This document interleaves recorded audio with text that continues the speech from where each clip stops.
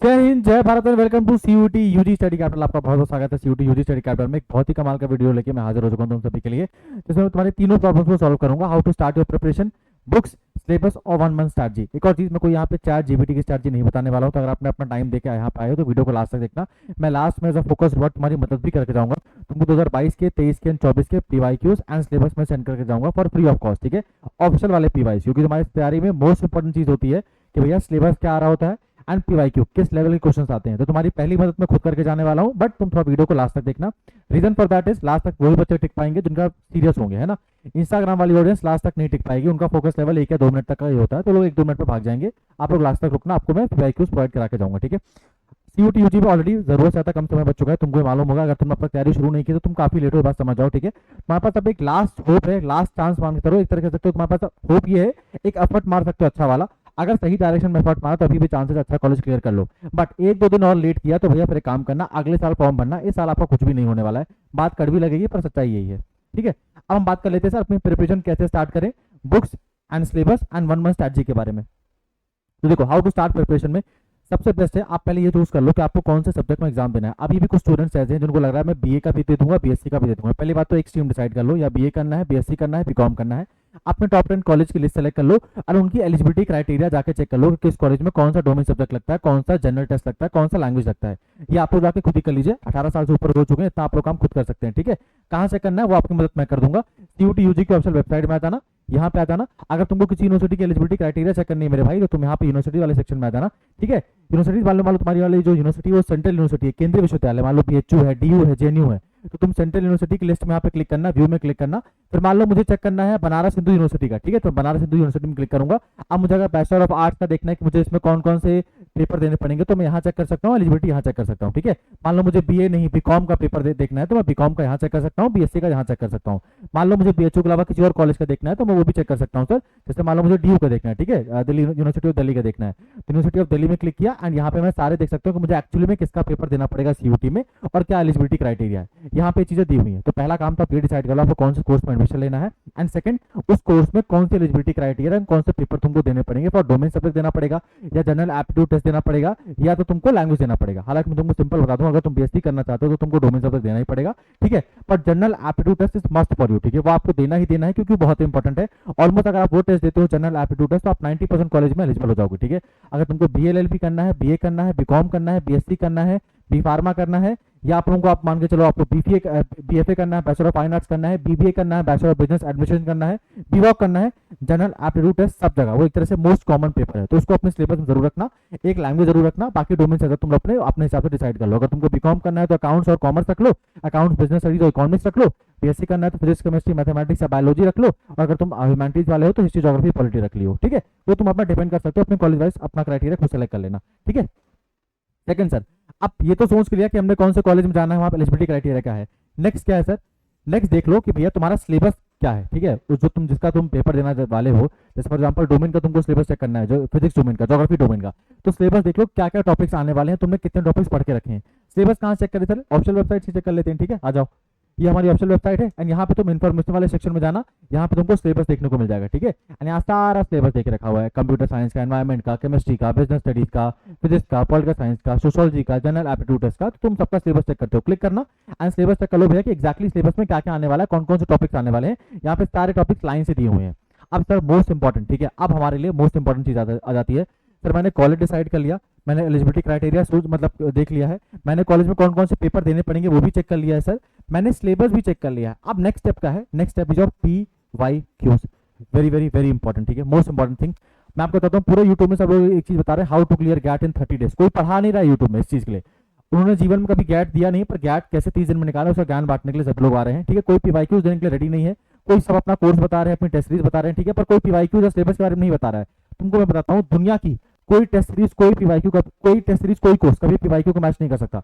अगर तुमको देखना है कि भैया किस लेवल के क्वेश्चंस आते हैं, किस डिफिकल्टी क्वेश्चंस आते हैं, तो पहले जाकर सिलेबस चेक कर लो कि भैया क्या क्या सिलेबस में आने वाला है, फिर जाकर उसका पीवाईक्यू चेक कर लो कि भैया ये सिलेबस का टॉपिक था और इसके इस लेवल का क्वेश्चन आया। तुमको से दो चीजें पता लग जाएंगी।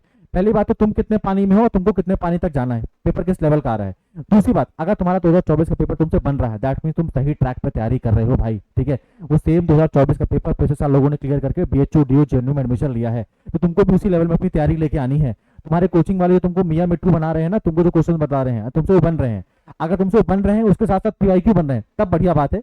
पर तुमसे केवल कोचिंग वाला काम बन रहा है, पीवाईक्यू नहीं बन रहे हैं, गलत जगह तैयारी कर रहे हो। अगर पीवाईक्यू नहीं बन रहे हैं दैट मींस आपकी तैयारी सही तरीके से नहीं कर पा रहे हो, क्योंकि वो सेम लेवल ऑफ क्वेश्चंस इस साल भी आने वाले हैं। इस साल कोई मंगल ग्रह से पेपर नहीं आने वाला है, ठीक है। तो पीवाईक्यू तुमको मैं देके चला जाऊंगा हर सब्जेक्ट के, आपके हिस्ट्री के, ज्योग्राफी के, पॉलिटी के, इकोनॉमिक्स के, अकाउंट्स के, स्ट्रैटेजी के, बंगाली तक के सबके पीवाईक्यूज मैं तुमको देके जाऊंगा। वीडियो के लास्ट तक देखना तुम, ठीक है। अब बात कर लेते हैं सर प्रिपरेशन कैसे स्टार्ट करना है। पहले 3 स्टेप ध्यान रखना है, मोस्ट इंपॉर्टेंट है तुम्हारे लिए। कहीं पे कोई जाके कोचिंग या क्रैश कोर्स ज्वाइन करोगे कुछ भी नहीं होने वाला यार। पहले ये डिसाइड कर लो कौन सा कॉलेज जाना है, सिलेबस देख लो, पीवाईक्यू देख लो, और फिर अपन बुक्स की बात करते हैं। देखो बुक्स में अपन को जनरली 3 सब्जेक्ट्स हैं हमारे जो मेनली हैं। एक तो सर हमारे डोमेन सब्जेक्ट्स हो गए, ठीक है, एक डोमेन सब्जेक्ट हो गए, है ना। एक तो हमारा लैंग्वेज हो गया सर, लैंग्वेज मान लो तुम में से कोई ना कोई, मैक्सिमम लोग इंग्लिश लोगे या हिंदी लोगे, लैंग्वेज भी यही लोगे और क्या लोगे, है ना। या मान लो कुछ लोग पंजाबी या बंगाली भी लेंगे तो उनका अलग है, बट मैक्सिमम आप लोग लैंग्वेज में यही 2 लोगे, ठीक है। एंड थर्ड हो गया सर हमारे जनरल एप्टीट्यूड टेस्ट, जो कि मतलब ज्यादा टेढ़ी खीर जनरल एप्टीट्यूड टेस्ट ही है। तो देखो डोमेन का तो मैं तुमको साफ साफ बता देता हूँ, डोमेन में केवल एक चीज से फोकस करना है, that is 12th NCERT, 12th NCERT, ठीक है। डोमेन का पूरा जो पेपर आता है डिट्टो कॉपी एंड पेस्ट आपके 12th की एनसीईआरटी से होता है। अगर तुमने एनसीईआरटी तुमको कॉन्सेप्ट क्लियर है तो तुम्हारा एक भी नंबर नहीं कर सकता डोमेन में। एंड सबसे बेस्ट बात पता है डोमेन की क्या है, जनरल एप्टीट्यूड टेस्ट से मुझे मालूम नहीं कहां से कौन सा क्वेश्चन पूछ देगा। अशोका से पूछेगा, गुप्ता एम्पायर से पूछेगा, कलिचुरी डायनेस्टी से पूछेगा, चालुक्य डायनेस्टी से पूछेगा, कुछ भी भरोसा नहीं है। पर इसमें मुझे पता, अगर मैंने इकोनॉमिक्स की एनसीईआरटी पढ़ी हुई है, अगर मेरे को नेशनल इनकम, मेरे को बैलेंस ऑफ पेमेंट, अगर मेरे को फिजिकल डेफिसिट, प्राइमरी डेफिसिट के कॉन्सेप्ट क्लियर है, कोई माई का लाल मेरे को उसमें 200 स्कोर करने से नहीं रोक सकता, ठीक है। चाहे मेरा ज्योग्राफी हो, चाहे मेरा हिस्ट्री हो, चाहे मेरा पॉलिटी हो, अगर मैंने एनसीईआरटी रीड की है तो मेरे आराम से मुझे 200 स्कोर होगा। क्यों सर, रीजन क्या है। पहली बात तो एक चीज श्योर है कि एक बुक पढ़नी है मुझे एंड पूरा 200 नंबर का पेपर यहीं से आएगा। ऐसा नहीं कोई भी दुनिया करंट अफेयर उठा के पूछेगा, नहीं, मेरा एनसीईआरटी से ही बुक से पेपर आएगा एंड 12th की एनसीईआरटी से ही पेपर आता है, ठीक है। अब सर फिर भी इसमें 200 लोग क्यों स्कोर कर पाते हैं, मेनली लोग क्यों स्कोर कर पाते हैं, उसका रीजन क्या है। हम लोग मेनली क्या कोशिश करते हैं, 12th तक की हमारी आदत रहती है, ऑल इन वन खरीद के रखते हैं, ओसवाल खरीद के रखते हैं, ठीक है। अपन कभी एनसीईआरटी पढ़ते नहीं, नहीं हमको स्कूल में एनसीईआरटी पढ़ाई जाती है, बट हम जब ओसवाल पढ़ते हैं, ऑल इन वन पढ़ते हैं, तो अपन बोर्ड एग्जाम में आंसर राइटिंग तो ठीक ठाक कर लेते हैं, आंसर लिख देते हैं, अपन तिल का ताड़ बना देते हैं, इन्फॉर्मेशन इतनी बड़ी लिख देते हैं, और जो इंट्रोडक्शन होता है क्वेश्चन का वो इतना लिख देते हैं। पर हमारा जो सीयूटी का एग्जाम है वो होता है MCQ based, and MCQ based में अगर आपने एनसीईआरटी पढ़ी है, कॉन्सेप्ट क्लियर है, तो सीधे 5 नंबर मिलेगा, कोई इसमें तुमको रोक नहीं पड़ेगा, ठीक है। तो इसके लिए आपका पूरा पेपर एनसीईआरटी से आता है। तो डोमेन के लिए सब कुछ एक तरफ हटा दो, केवल एनसीईआरटी रीड करना शुरू कर दो। एक मेरी छोटी सी एडवाइस रहेगी, जब एनसीईआरटी तुम फर्स्ट टाइम पढ़ना, जब तुम पहला कोई मान लो कोई बुक है, एनसीईआरटी बुक मान लो इसको, ठीक है। इसमें तुम्हारा जो फर्स्ट चैप्टर होता है, फर्स्ट चैप्टर ना तुम जब स्टार्ट करना उसमें अंडरलाइन मत करना, फर्स्ट चैप्टर को जल्दी से पढ़ लेना 1-2 घंटे में, ठीक है। तो तुम्हें चैप्टर का थोड़ा ग्रास्प हो जाएगा। सेकंड टाइम जब तुम पढ़ना तब चीजों को अंडरलाइन करना, तब तुमको पता लगेगा कौन सी चीज इंपॉर्टेंट है, कौन सी चीज इंपॉर्टेंट नहीं है। थर्ड एंड मोस्ट इंपॉर्टेंट, जब तुम पीवाईक्यूज देख के आओगे तब तो जब तुम बुक पढ़ोगे तुमको ऑलरेडी आइडिया लग जाएगा यार क्वेश्चन कैसे बनते हैं, कैसे एग्जामिनर क्वेश्चन बनाता है। तुमको खुद ही दिमाग यूज करने का अपना तुमको पता लग जाएगा, तुमको जैसे पूछने की जरूरत नहीं पड़ेगी, तुम खुद ही समझ जाओगे यार ये इंपॉर्टेंट था, यहाँ से क्वेश्चन आया था, तुम सही चीज अंडरलाइन करोगे। अगर तुम पहले चैप्टर से स्टार्ट करते हो, पहले अंडरलाइन करना शुरू कर देते हो, तो तुम पूरी बुक को रंगा बिल्ला बना दोगे, है ना। इसलिए बेटर है कि पहले चैप्टर को एक बार जल्दी से रीड कर लो, फिर अंडरलाइन करना शुरू करो चीजों को, तो तुमको चीजें बढ़िया समझ में आएंगी। तो डोमेन के लिए आंख बंद करके एनसीईआरटी पढ़ना है, ठीक है।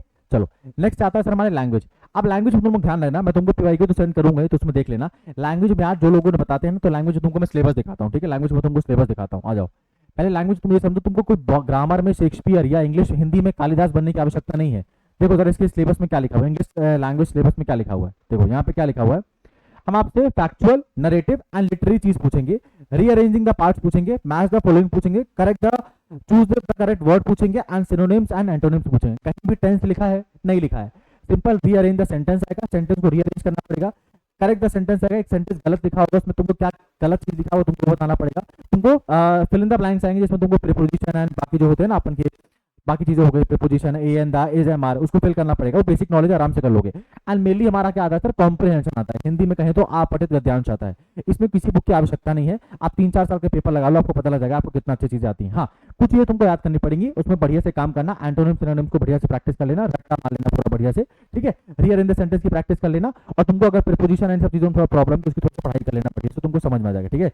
इस कब आता है, एम कब आता है, आर कब आता है। बाकी टेंस पढ़ने की आवश्यकता नहीं है, उतना नहीं आता है, ठीक है। ना ही कोई मॉडल वर्ब आता है, ना ही कोई कुछ आता है, ठीक है। बहुत बेसिक लेवल ऑफ ग्रामर आती है, बहुत बेसिक लेवल, ठीक है। आराम से बढ़िया स्कोर कर सकते हो। तो इंग्लिश में कोई बुक, इसमें बुक की आवश्यकता नहीं है। पहले पीवाईक्यू देख लो, अगर तुमको लगता है तो कोई बुक से, कोई बुक का ऐसा नाम तो है नहीं, एक लूसन की इंग्लिश की बुक अच्छी आती है, लूसन की हिंदी की बुक भी अच्छी आती है, पर लूसन बहुत बल्कि है, उसमें इतना डिटेल में चीजें आती नहीं, तो केवल उससे एंटोनिम्स सिनोनिम्स पढ़ लेना, रीअरेंज द सेंटेंस थोड़ी प्रैक्टिस कर लेना, एंड थोड़ा बहुत वो लगा लेना फिल इन द ब्लैंक्स लगा लेना, ठीक है। बाकी तुमको इतना डिटेल में नहीं जाना है उसकी, जितना दिया हुआ है लूसेंट में, ठीक है।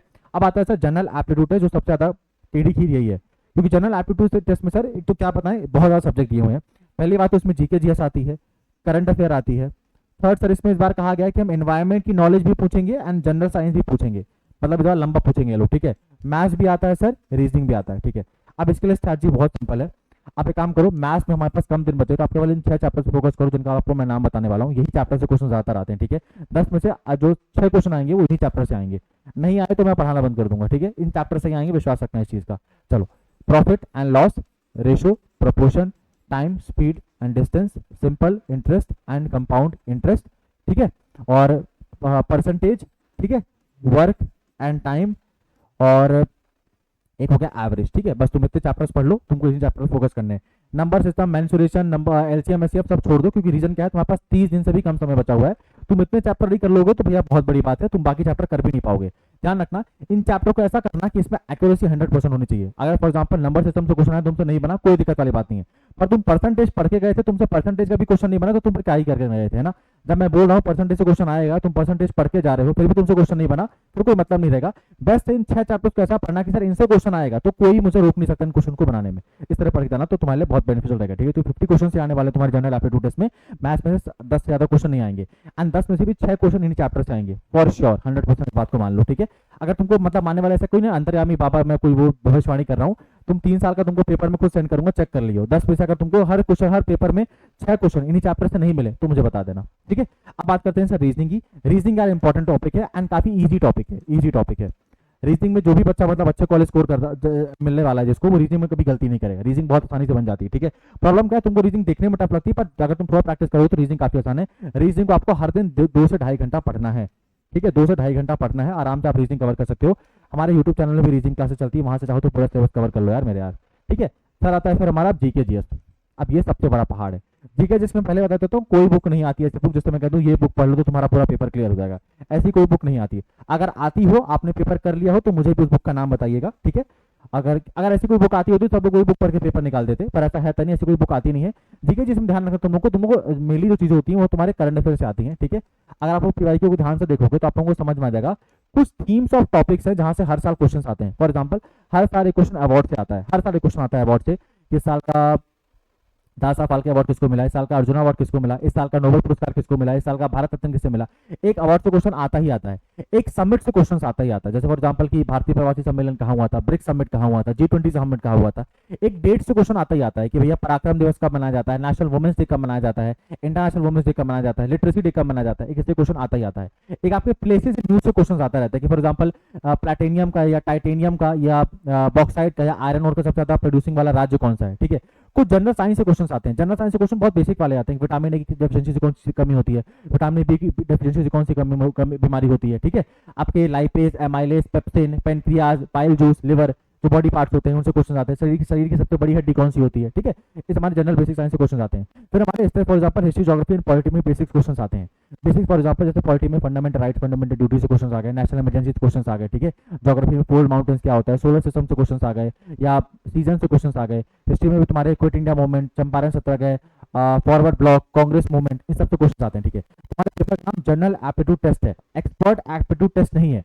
तो यूपीएससी वाला सिलेबस नहीं कवर करना है, आपको जनरल बेसिक नॉलेज होनी चाहिए। बट प्रॉब्लम क्या है सर, इसमें इतनी सारी चीजें कवर करनी कि कहाँ कितना कवर करें।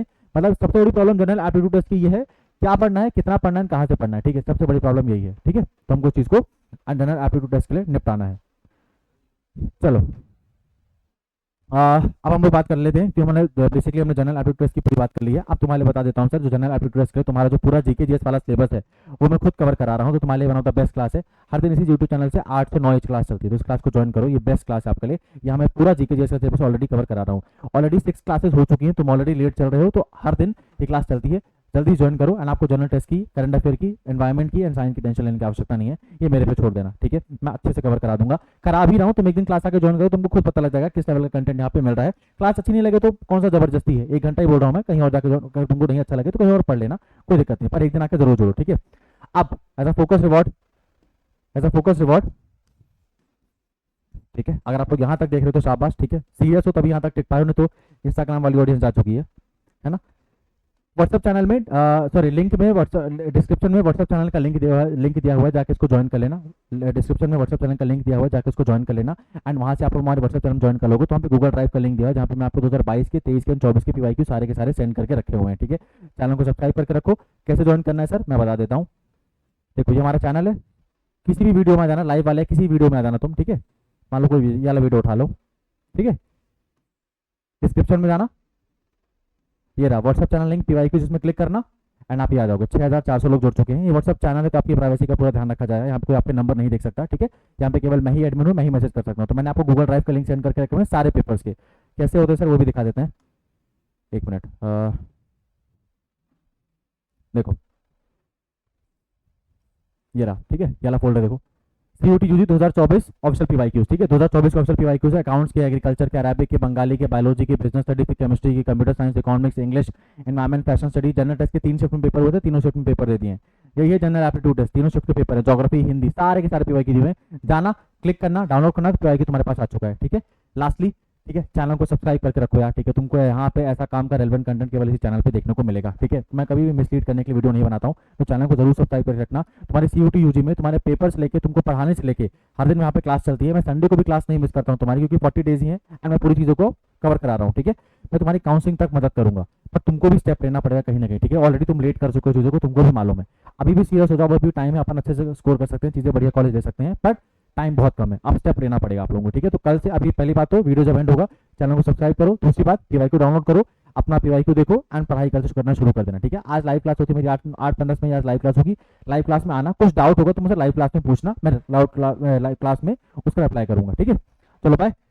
अब हम नेक्स्ट क्लास में मिलते हैं। नेक्स्ट क्लास में मतलब आज लाइव वाली क्लास में मिलते हैं। उम्मीद करता हूँ आप लोग जुड़ोगे और नेक्स्ट वीडियो में तुमको देखता हूँ। तब तक उससे पहले PYQ डाउनलोड कर लियो, बढ़िया से पढ़ाई करना शुरू कर दो। बहुत कम समय बचा है तुम्हारे पास। धन्यवाद।